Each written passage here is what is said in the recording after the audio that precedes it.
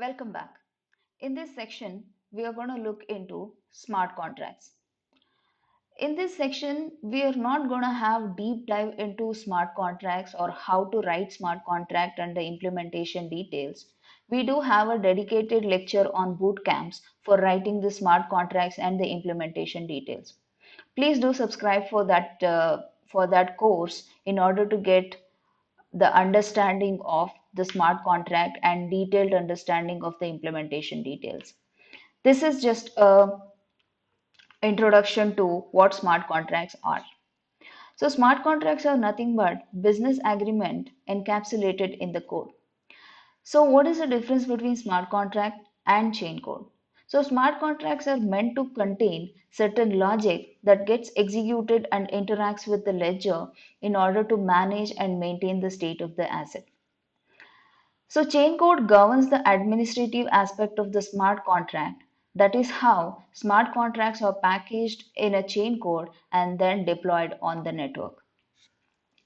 So from this, you can understand that you can have many smart contracts inside a chain code, and chain code is a packaged version which you can deploy it on the network.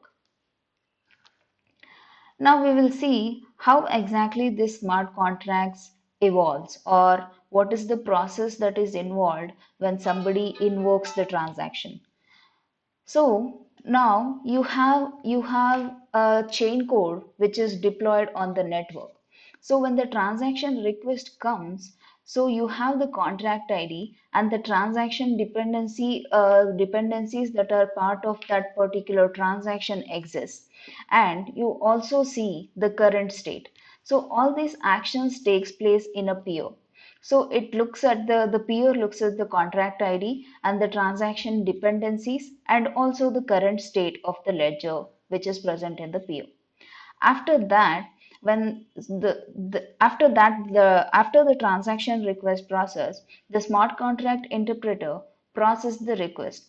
So during this process, the peer checks the current state of the ledger, and it also checks the business logic or the code that is associated with that smart contract. Once this process completes, you will get the output, and based on that output, you can also say that the results or the output contains the delta state, which is the ledger state that was before this transaction processing and after transaction processing. And it also contains other details like the correctness attestation and also the ordering information. This is in brief how the contract interpreter processes the request. So much more details are covered, and the implementation details and the coding part is covered in a different lecture or in a different course. Please do subscribe for that course and boot camps. For this lecture, that is it. Thank you for watching. In the next lecture, we are going to see what are fabric policies. See you in the next lecture.